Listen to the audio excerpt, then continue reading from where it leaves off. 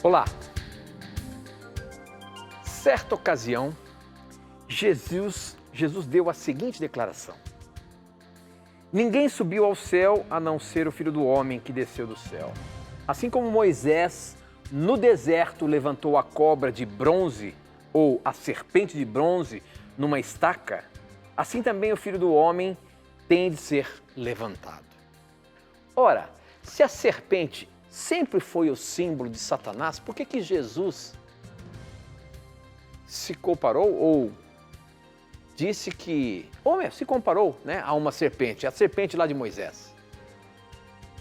Serpente não é um símbolo de Satanás? Por que ele próprio se comparou a uma serpente? Esta e muitas outras questões você vai acompanhar agora, pois está no ar, Na Mira da Verdade.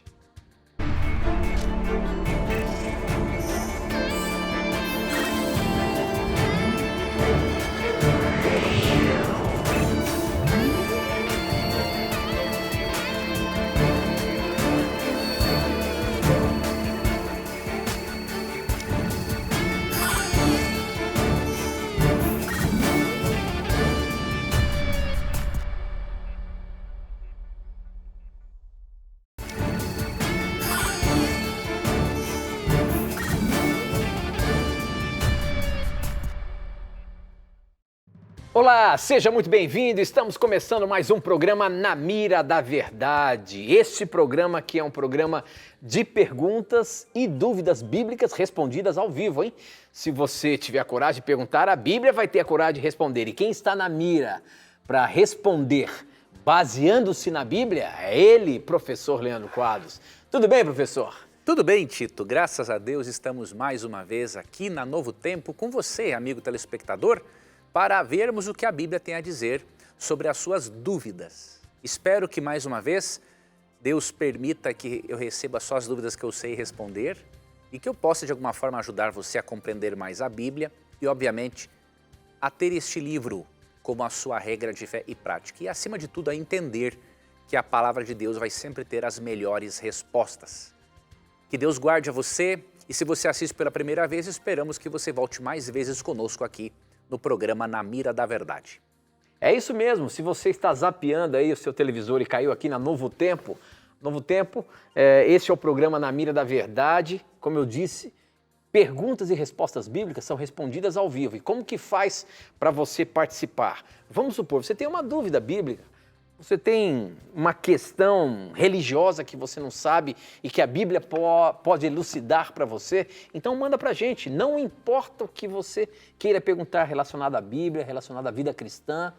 Se você tem alguma dúvida, se você tem algum questionamento, manda para a gente. Você tem várias maneiras de participar. Você pode mandar pelo nosso SMS, o número é 12, anota aí, 12 98151 0101. Você manda, não é pelo WhatsApp, é pelo SMS, as mensagens aí do seu smartphone.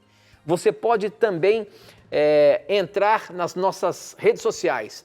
No Facebook tem um videozinho que eu postei um pouquinho antes de começar o programa, onde você pode colocar suas perguntas ali. Só que no Facebook também estamos ao vivo, você pode colocar nos comentários.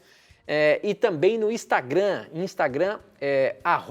@Na Mira da Verdade, também tem um videozinho ali que eu postei um pouco antes do programa para que você possa mandar as suas perguntas para a gente, tá bom? E ainda tem o nosso blog, viu? O nosso blog é novotempo.com/Na Mira da Verdade. Você vai ver que está escrito lá que o programa está no ar, então você pode mandar a sua pergunta ali também, que ela chega para a gente aqui, tá? Nós abrimos o programa falando sobre uma declaração de Jesus, e essa pergunta chegou pelo nosso Instagram. Quem mandou foi o Adilson Siqueira, e ele perguntou o seguinte, ele disse que gosta muito de assistir o programa, realmente o programa é uma bênção, e ele queria entender por que Jesus falou assim: como Moisés levantou a serpente no deserto, assim também será levantado o Filho do Homem. Serpente não é símbolo de Satanás? Por que ele se comparou à serpente? Professor Leandro Quadros, como é que é isso? Por que Jesus usou deste exemplo da serpente que foi levantada lá por Moisés? E acho que até é importante saber, né? Por que ele lançou isso aí lá? Por que Moisés falou sobre isso lá, sobre uma serpente, né, professor? Sim, Tito. Aqui existe um contexto. Jesus está fazendo aqui menção ao que aconteceu em Números capítulo 21, 4 a 9. Ele está fazendo menção a um evento em que, para punir o povo que estava se rebelando novamente contra Deus, contra o profeta de Deus, Deus acabou mandando serpentes abrasadoras, não é? Por causa da ardência da mordida daquele animal, para castigar aquele povo extremamente rebelde e ímpio. E aí o que aconteceu? O pessoal estava morrendo, envenenado, por causa dessas mordidas dessas serpentes. E aí o que Deus fez? Ordenou que Moisés construísse uma imagem de bronze daquela serpente, que simbolizasse aquelas serpentes que estavam ali picando a todos eles, e levantasse uma haste. E aí todo aquele que olhasse para aquela serpente de bronze e cresce no que Deus pediu, ele seria curado. Por quê? Ao olhar para aquela fonte, diríamos assim, do mal, do mal que acometia-os, eles estariam dessa forma fazendo uma confissão de que eles estavam pecando, de que eles estavam errados, e assim Deus os perdoaria. Até teve um momento, de acordo com o 2 Reis, capítulo 18, verso 4, que os israelitas entenderam mal aquilo e passaram a adorar aquilo ali. Transformaram num ídolo. E aí nós percebemos que Deus ordenou que aquela serpente fosse totalmente destruída, porque eles não entenderam que aquilo havia tido um propósito pedagógico para ensinar o quê? Que quando eles crescem na palavra de Deus e se arrependessem e parassem de ficar reclamando, caluniando a Deus e Moisés, eles seriam curados, eles seriam perdoados. O que nós aprendemos disso daqui? A serpente, quando Cristo fala em João 3, 14 e 15 deste evento, ele não quer dizer necessariamente que ele era a serpente, ou seja, a fonte daquele mal que acometeu aos israelitas. Pode-se dizer que era um tipo de Cristo? Pode-se, alguns comentaristas creem que sim, eu vou explicar o porquê. Mas na verdade Cristo mais comparou a importância de olhar para ele, Cristo, em um ato de fé e crença, assim como aconteceu naquele evento. Naquele evento de Números 21, 4 a 9, quem olhasse para aquela serpente de bronze seria curado. Ela foi levantada sobre uma haste. Foi o ato de levantá-la sobre a haste que Cristo mais necessitou, diríamos assim, para a sua comparação.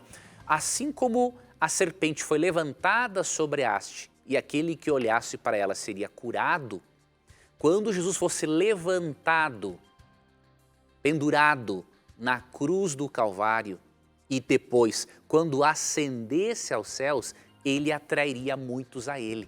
E todo aquele que nele cresce seria curado, diríamos assim, da morte eterna, que é o salário do pecado, de acordo com Romanos 6, 23. Então, alguns creem que realmente era um tipo de Cristo, por quê? Alguns até comparam com um conceito de Romanos 8,3, que diz que Cristo veio em semelhança de carne pecaminosa, ou seja, ele não era pecador. Internamente, Cristo não foi infectado pelo pecado. Ele era o perfeito sumo sacerdote, como diz Hebreus 7, 26. Mas fisicamente ele foi afetado pelo pecado, ou seja, ele não veio com o corpo perfeito e glorioso de Adão antes da queda. Então esta comparação com a serpente poderia indicar esse aspecto físico de Cristo que foi afetado pelo pecado, mas obviamente não infectado. Então alguns creem desta forma e há base para isso. E professor, até porque essa história deveria ser muito conhecida do povo ali, né? Quando Jesus disse isso, era uma história conhecida de Moisés, né? Sim, eles Por isso que ele fez essa comparação, né? Então para eles foi bem ilustrativo, né? Eles conheciam Números 21, 4 a 9, e quando eles Cristo citou isso como exemplo, eles entenderam, opa, assim como aquela serpente foi levantada e quem olhou para ela foi curado, em obediência à palavra de Deus, quem crer em Jesus, após a sua crucifixão e também a sua ascensão, vai ser salvo. E pode acontecer, finalizando, de um mesmo símbolo na Bíblia representar personagens antagônicos, tá? Então um exemplo claro é o símbolo do leão. Em Apocalipse 5:5, Jesus é chamado de leão da tribo de Judá. Já em 1 Pedro 5:8, o leão é comparado a Satanás. Por quê? Porque é o mesmo símbolo que representa seres antagônicos, porém com atitudes ou funções diferentes. Cristo é o leão da tribo de Judá, para destacar o símbolo de que ele é o rei, enquanto Satanás também é comparado a um leão, porém para destacar o seu aspecto de destruidor, de devorador. Então é comum na Bíblia o mesmo símbolo representar seres antagônicos. Muito bom, muito bom. Pergunte sem preconceitos, faça a sua pergunta, manda pra gente. Olha só, essa aqui chegou pelo nosso SMS. Quem mandou foi o Arnobre Marques. Ele é de Candeias, na Bahia. Obrigado pela sua participação, Arnobre. Não sou cristão ainda, mas frequento a Igreja Cristã no Brasil. Eu gostaria que vocês explicassem, segundo Samuel 6, os versos 6 e 7, por que Uzá foi morto ao tocar a arca? Adoro esse programa, Deus abençoe. Muito obrigado pela sua participação, meu irmão. Professor Leandro Quadros, esse é aquele episódio em que Uzá foi morto ao tocar a arca ali, tentando até salvar a arca que estava caindo. Por que aconteceu isso, professor? Por que ele foi morto instantaneamente ali? Essa é uma pergunta muito boa. Devemos entender aqui o contexto bíblico da santidade, da sacralidade desta arca. A Arca da Aliança continha dentro dela os 10 mandamentos e tinha uma tampa chamada propiciatório. Esta tampa simbolizava o trono de Deus, que tem a sua lei de amor como base, do seu governo. Era muito clara a orientação para todo israelita de que ninguém podia tocar naquela arca. E não adiantava dar a desculpa, vou tocar para não deixá-la cair. Ele sabia que não podia fazer isso. Por quê? Aqui tem um detalhe. Hebreus, por exemplo, nos explica, para você entender essa questão do Antigo Testamento, por que ninguém podia tocar na arca. Apenas os sacerdotes carregavam a arca, colocavam-se varais em espécies de argolas que haviam nos 4 cantos para carregar, porque aquela arca tinha ali os 10 mandamentos e a tampa, o propiciatório, representava o trono de Deus. Então a glória de Deus se manifestava sobre aquela arca no lugar santíssimo do santuário. Então aquilo ali era tão sério que o que acontece? O sumo sacerdote entrava só uma vez ao ano no lugar santíssimo e apenas ele podia fazer isso. Por quê? Porque estava na presença de um Deus santo. E Hebreus 11 diz que Deus é um fogo consumidor. Hebreus 10, 26 a 31. Quando o pecador entra em contato com esse fogo consumidor, ele não resiste. Imagine o que acontece quando um combustível, o álcool ou a gasolina, entra em contato direto com o fogo. Entra em combustão. Então, nós temos um combustível em nossa natureza chamado pecado. Quando este combustível chamado pecado entra em contato com esse Deus, que é um fogo consumidor do mal e do pecado, nós não resistimos diante da sua presença. E o que Uzá fez? Ele violou isso. Ele não levou a sério isso. Então, quando ele toca na arca, ele cai morto instantaneamente, porque ele não podia ter feito isso. E aquilo serviu de lição para que todo o povo percebesse que por mais que Deus seja um Deus amoroso, ele continua sendo santo. E que, portanto, o pecador pode se aproximar dele, sim, com confiança, porém com reverência. Não podemos ir a ele de qualquer jeito. É por isso que você e eu precisamos do sumo sacerdote, Jesus Cristo, porque ele é o único caminho, é a única ponte que nos liga a Deus. Então isso aconteceu por causa desta rebelião, diríamos assim, de Uzá em tocar naquilo que era sagrado. Muito bem, professor, muito bem. Participe aí mandando as suas perguntas pelo nosso Facebook, namiradaverdade.nt, e também o nosso Instagram, @namiradaverdade, tá bom? Participe aí, mande, nós temos um videozinho lá, estamos transmitindo também ao vivo e você pode participar. Essa aqui chegou pelo nosso Instagram, quem mandou foi o... deixa eu ver se eu vou acertar o seu nome aqui, tá bom? É Malquizua, é isso? Costa Miranda, Malquizua Costa Miranda. A pergunta dela é a seguinte: lá em Ezequiel 18, professor, fala que a responsabilidade é pessoal, cada um responde por si. Só que em Êxodo 20, nos 10 mandamentos, fala que Deus castiga os que o odeiam até a terceira e quarta geração. Como que a gente pode explicar isso para nossa irmã aqui, Malquizua? Muito boa pergunta. Quer saber sobre isso? Muito boa pergunta. Realmente, em Ezequiel capítulo 18, versos 4 e 20, ali Deus fala claramente que um filho não pagará pelo pecado de um pai e nem um pai pelo pecado de um filho. E falando até mesmo da pena capital, ali Deus é muito claro em dizer que cada um será punido pelo seu próprio pecado. Então Deus jamais aprovou que alguém morra pelo crime de outra pessoa. Então isso é bem claro em Ezequiel capítulo 18, versos 4 e 20. E esse princípio também se encontra em Êxodo 23, verso 7. Agora, como harmonizar isso, não é, com esta afirmação que se encontra no Decálogo? Mais especificamente, Êxodo capítulo 20, versos 4 a 6. Aqui, nesse contexto, né, ele está aqui neste contexto falando em relação ao segundo mandamento. Quando fala que ele visita a iniquidade dos pais nos filhos até a terceira e quarta geração daqueles que me aborrecem, tenha em mente aqui uma coisa. A lei da hereditariedade nos mostra, e aqui você vai entender o texto, que certos traços realmente se perpetuam de uma maneira mais forte entre 3 ou 4 gerações. Então, Deus não iria usar esta linguagem, Deus não iria falar de lei da hereditariedade em uma época que nem se tinha conhecimento de genética, diríamos assim. Tá?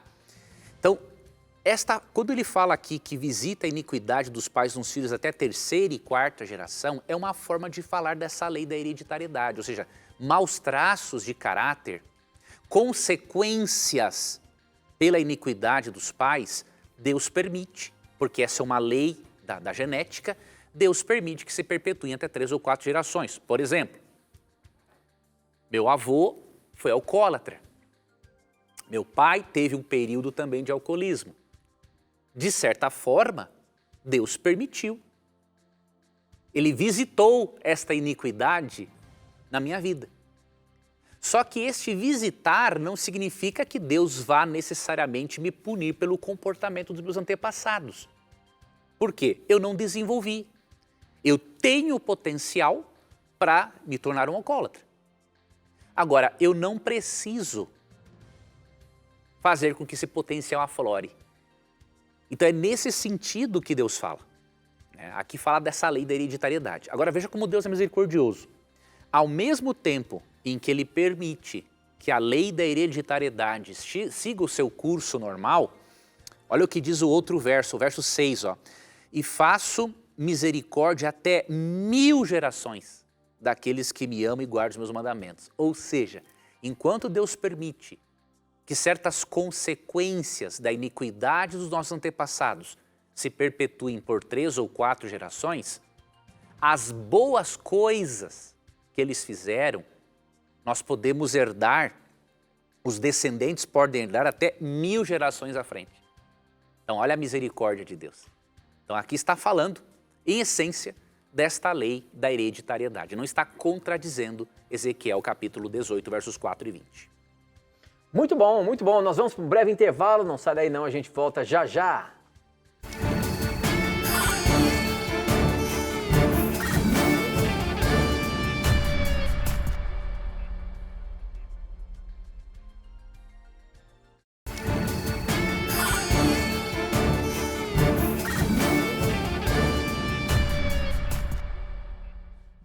Já estamos de volta ao vivo, mande a sua pergunta pra gente. Eu tenho uma pergunta aqui do Facebook, nós também estamos transmitindo lá pelo Facebook, tá bom? Aproveita, compartilhe o link com seus amigos aí para que mais pessoas tenham a chance de estudar a palavra de Deus aqui com a gente, tirando as suas dúvidas bíblicas, tá? Essa pergunta quem mandou foi o Reginaldo.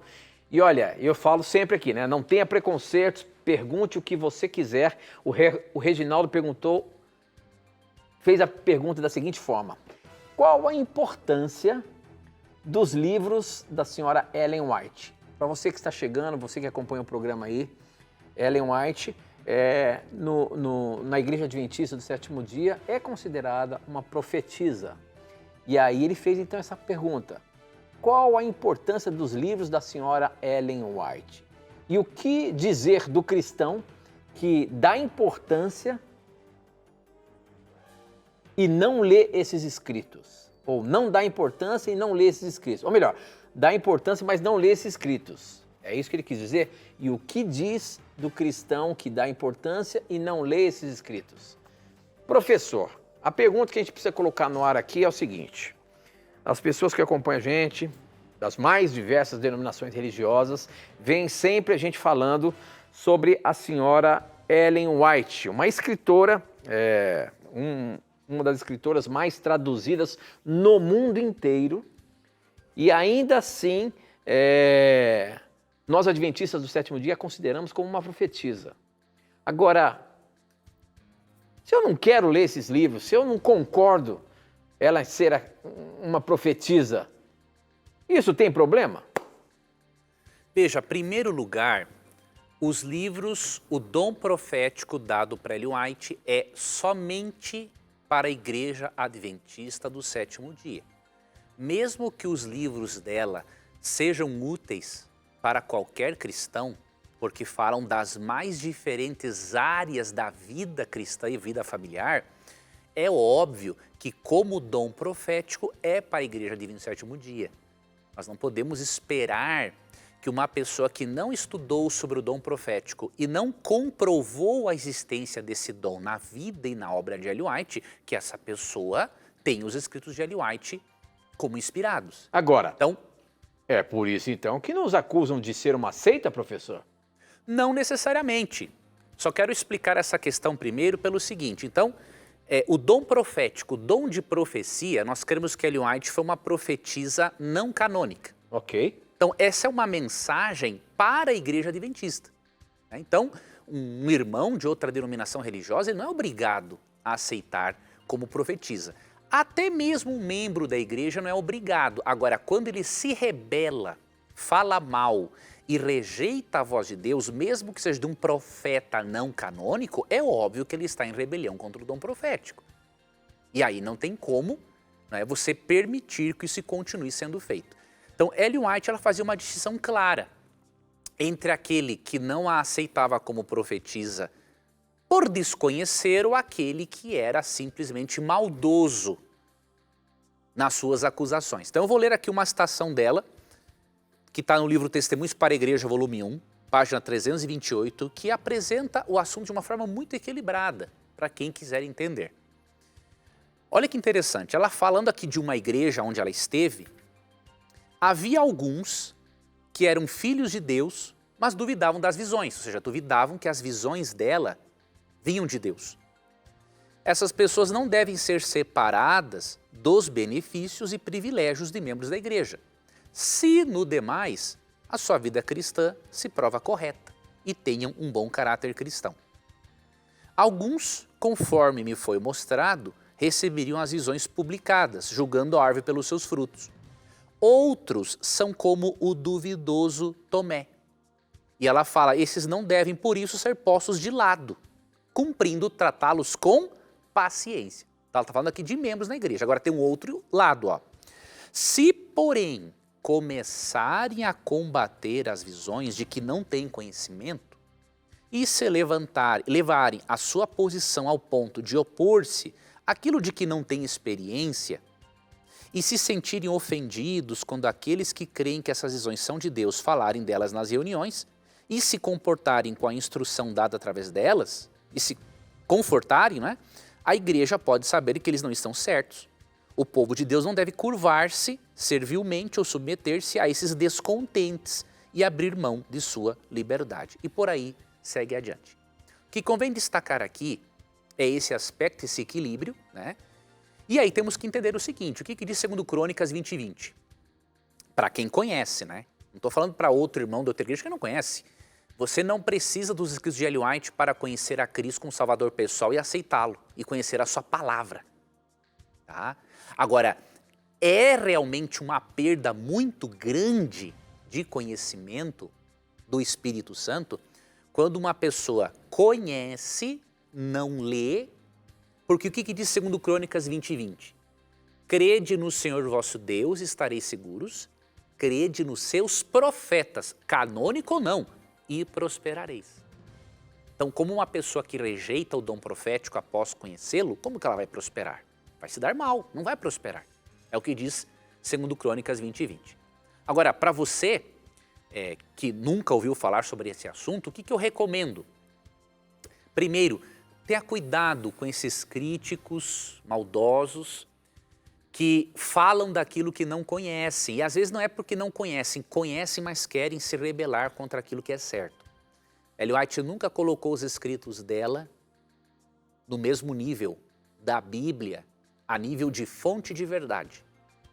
Cremos que tinha sim o mesmo nível de inspiração, porque um profeta, ou ele é inspirado por Deus ou pelo diabo. Ele não pode um profeta ser bem inspirado, outro menos. Não.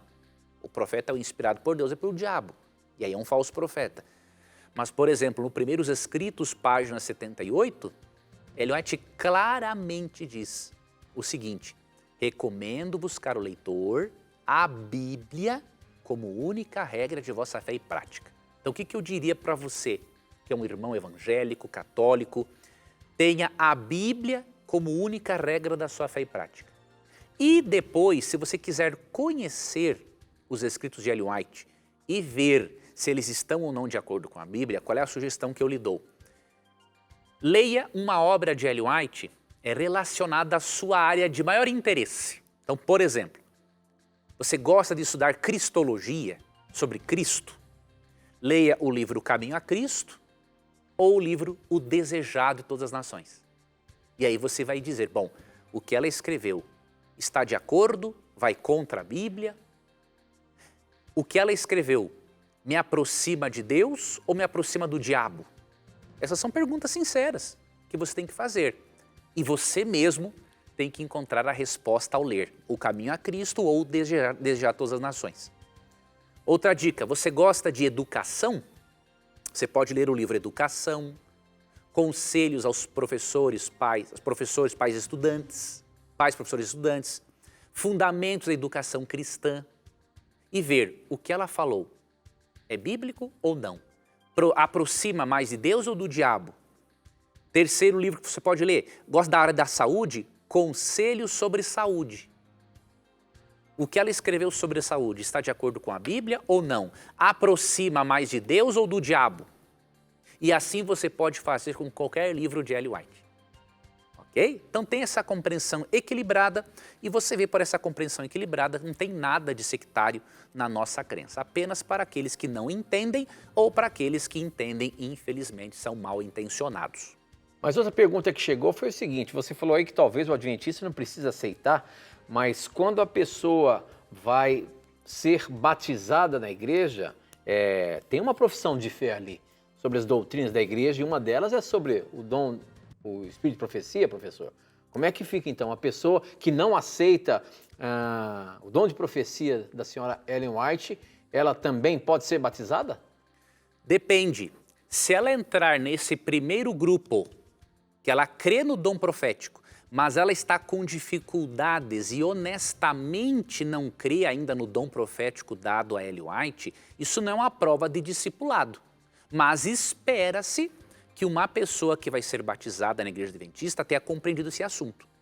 Então ela faz uma diferença. Tenha estudado sobre esse assunto, né? No mínimo. Quem ministra, por exemplo, um curso para essa pessoa tem que passar por isso, certo? É o básico. Quem não faz isso é um professor péssimo. Até para entender, né, o porquê disso, né? Sim, e outra coisa, tem que ter integridade.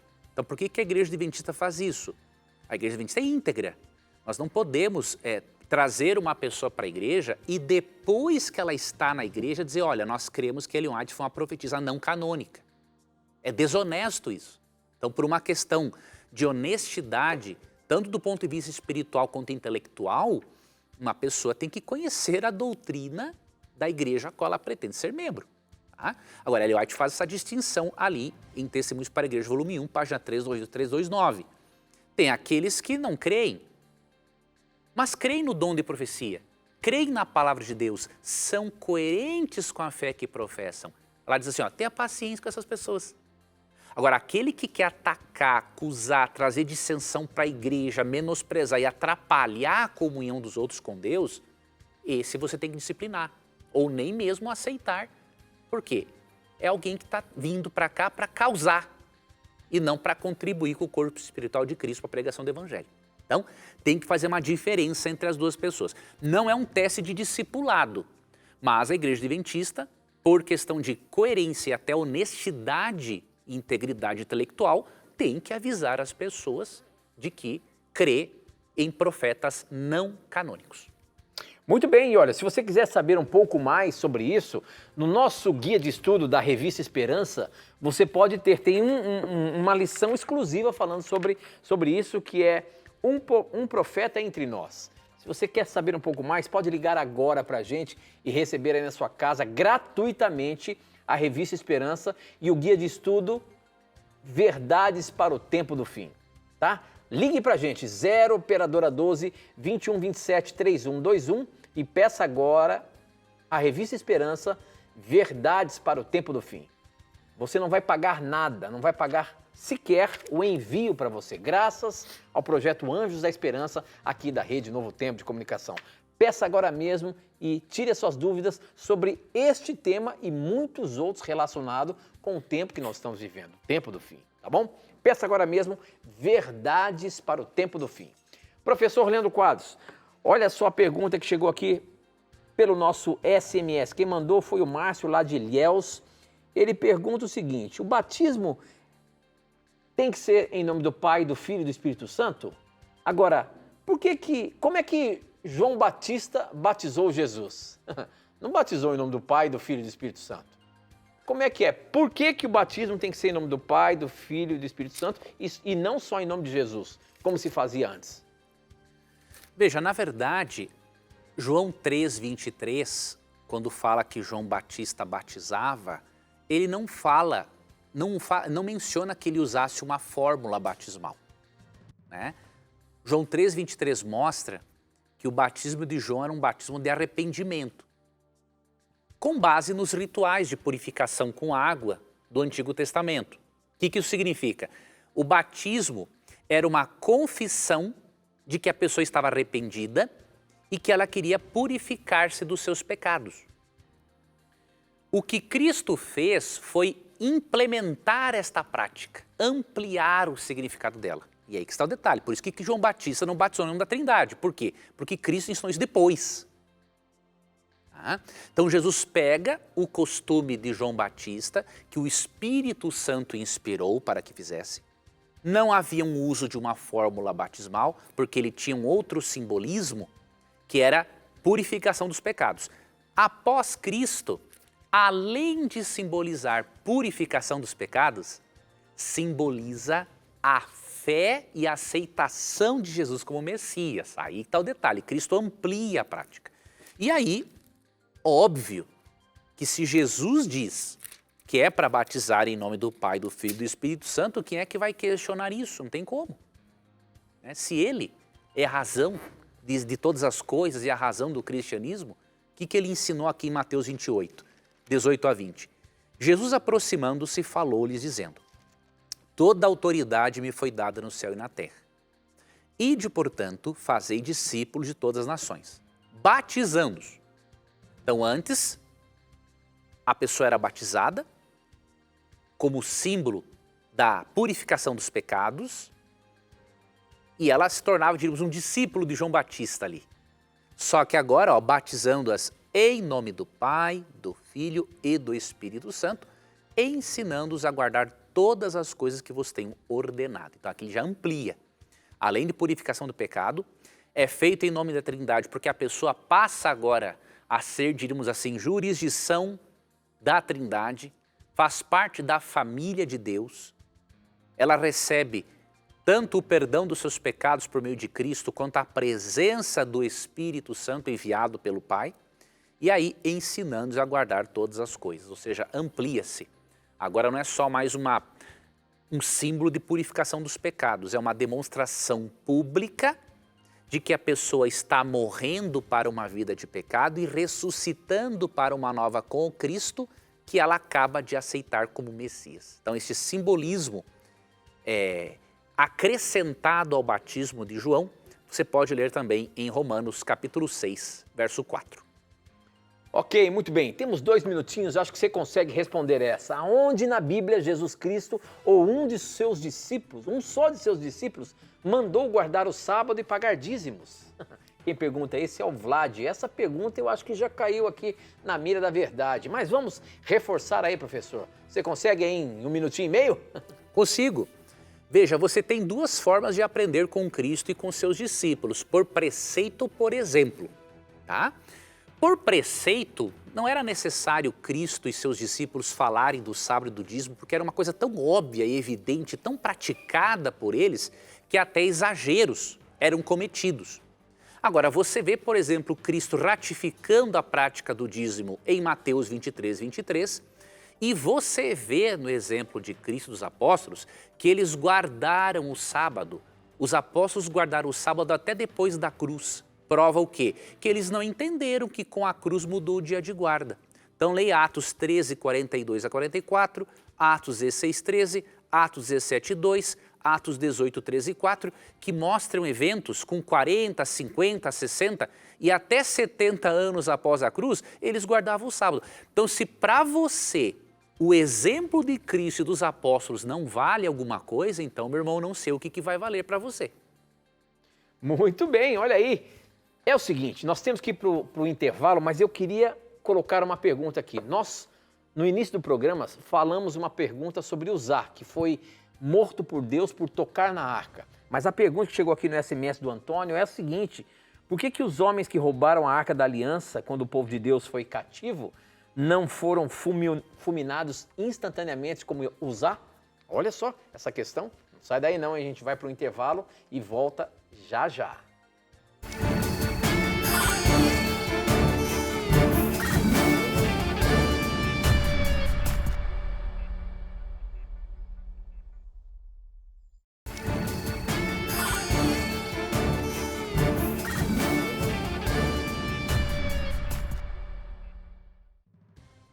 Já estamos de volta e olha só a pergunta que chegou aí. Professor, por que os homens que roubaram a Arca da Aliança quando o povo de Deus foi cativo não foram fulminados imediatamente como Uzá foi?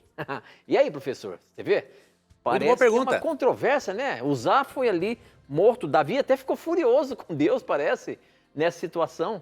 Agora, o povo que roubou a arca não foi destruído, por quê? O princípio de Lucas 12, 47 e 48 vai nos ajudar a resolvermos este aparente problema. Lucas 12, 48. O que diz aqui? Tem um princípio. Aquele, porém, que não soube a vontade de seu Senhor e fez coisas dignas de reprovação, levará poucos açoites. Mas aquele a quem muito foi dado, muito lhe será exigido.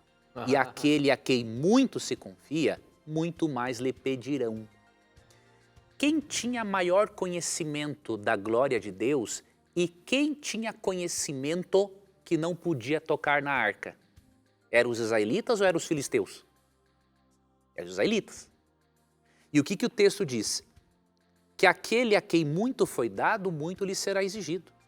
E aquele a quem muito se confia, muito mais lhe pedirão. Então é óbvio que a punição sobre quem conhece algo e rejeita é maior. Isso não significa que o que conhece menos não vai ser punido, porque o verso 48 diz, aquele que não soube a vontade de Deus o seu Senhor e fez coisas dignas de reprovação, levará poucos açoites. E foi o que aconteceu com os filisteus. Se você ler 1 Samuel 5 e 6, mesmo que eles não tenham sido fulminados como Uzá, que tinha muito mais luz e que sabia que não podia tocar na arca, eles foram feridos de tumores. desde o menor até o maior, porque levaram a arca. Então aqui se vê claramente o princípio de justiça de Deus. Deus não cobra de alguém mais do que essa pessoa recebeu de luz, mas também não vai cobrar menos. Então isso é uma advertência para todos nós. Muito bem, olha só, essa aqui veio de longe agora, hein? Quem mandou foi o Alcides Rezende. Ele diz o seguinte: olá, boa noite, meu nome é Júnior, Alcides Júnior deve ser, né? Meu nome é Júnior, moro em Tampa, na Flórida, nos Estados Unidos. Sou do Capão Redondo. Penso que com esta eu pego o professor Leandro, Tito. Opa, é dessas que eu gosto. Vamos ver. A pergunta dele é a seguinte: professor Leandro, por que Jesus esperou até 1844 para entrar no lugar santíssimo, sendo que aqui no santuário terrestre o sumo sacerdote entrava todos os anos? E até sei que foi para cumprir a profecia dada a Daniel, mas por que todo esse tempo? Olha aí, a gente sabe que esse é um assunto que tem a ver com as 2.300 tardes e manhãs lá de Daniel 8:14. Certo, professor? Uhum. E essa questão do lugar santíssimo no santuário celestial é uma outra coisa que muitos telespectadores não compreendem muito bem. Então ele quis fazer uma pegadinha aqui, uma pegadinha não, mas para ver como é que você responde essa questão, vamos ver aí como é que fica a questão do Júnior e acho que a gente pode dar uma ampliada para os nossos telespectadores entenderem o que ele está perguntando aqui. Eu vou dar uma explicação muito breve a princípio do santuário para o nosso telespectador que não conhece, né? E aí depois eu vou para a questão do Júnior, que é mais rápido de responder. Ok. Veja, amigo telespectador, a doutrina do santuário celestial nos mostra diferentes aspectos do plano de salvação. Então, quando você lê o texto bíblico, você percebe, por exemplo, que existem vamos falar dois santuários na Bíblia. Tá? Em Êxodo, Levítico, você vê o santuário terrestre. E aí, por exemplo, em Hebreus 8:1 e 2, Apocalipse 11:19, entre outros textos, você vê o santuário celestial. Quando você lê Êxodo 25, versos 8, 9 e 40, ali Deus dá a Moisés uma maquete, um modelo do santuário celestial. Hebreus 8:1 e 2 diz que Jesus Cristo é o nosso sumo sacerdote no santuário celestial. Santuário esse que foi feito pelo Senhor e não por homens. Então olha que interessante, o santuário terrestre, ele ensinava realidades sobre o santuário celestial. Então todo o ritual do santuário representava aspectos diferentes do plano de salvação e da pessoa de Jesus. O cordeiro simbolizava o Cordeiro de Deus que tira o pecado do mundo e que hoje está no santuário celestial. O sacerdote e o sumo sacerdote representavam o sacerdote, o sumo sacerdote Cristo, que é o nosso intercessor, é o nosso juiz. Então veja, tudo no santuário terrestre era uma forma pedagógica de Deus ensinar o plano de salvação disponibilizado no santuário celestial. Então esse é um breve resumo, essa doutrina é muito ampla e linda e teria-se que ter uns mínimos 15 programas temáticos inteiros para estudar todo esse assunto de uma forma ainda bem breve, né? É todo o plano da redenção, né, professor? Tudo ali, tudo ali. Então, Cordeiro, é Cristo, sacerdote, Cristo. Havia um momento nesse ritual do santuário terrestre que o sumo sacerdote, que representava Cristo, realizava uma outra fase do plano de salvação. Era o chamado dia da expiação. O dia da expiação, ali em Levítico 16, era um dia de purificação do santuário. Purificado do quê? Os pecados do povo que haviam sido confessados sobre a cabeça do cordeiro, aquele sangue do cordeirinho que substituía o pecador, que simboliza o Cristo que substituía o pecador, o sangue dele era aspergido na cortina do santuário. Então o santuário ficava sujo, obviamente, e cerimonialmente impuro. Porque os pecados da pessoa foram transferidos para o cordeiro e do cordeiro para o santuário. O chamado dia da expiação era o dia da limpeza do santuário e da purificação do santuário e dos pecados que estavam ali pelo sangue aspergido na cortina. Daqueles confessaram, correto? Claro, só daqueles que confessaram. Aí o que acontece?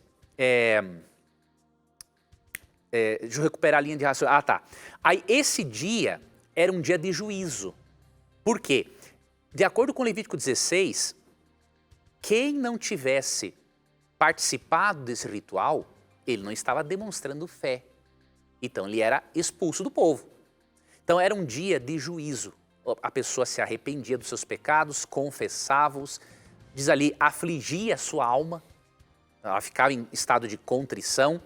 E quando o sumo sacerdote terminava aquela limpeza do santuário, isso significa que além de o pecado ter sido transferido para o cordeiro e para o santuário, quer dizer que esse pecado agora era definitivamente tirado dali. E ele era transportado para longe por meio de uma outra figura que entrava em cena, o chamado bode Azazel, que eu não vou entrar em detalhes agora, tá? O que acontece? Esse dia da expiação, ele era realizado uma vez ao ano. Não é?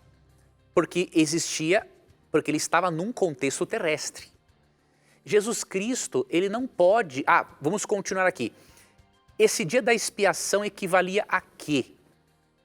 Quando você relaciona Levítico 16 com Daniel capítulo 7, versos 9 e 10, que fala do juízo pré-advento, e quando você relaciona com Daniel 8,14, que fala da purificação do santuário, você vê que dia da expiação, juízo pré-advento e purificação do santuário em Daniel 8,14 é a mesma coisa. É a mesma coisa dita de maneiras diferentes. Então, quando fala esse dia da expiação no santuário terrestre, equivale à purificação do santuário de Daniel 8,14, que é a mesma coisa de juízo pré-advento.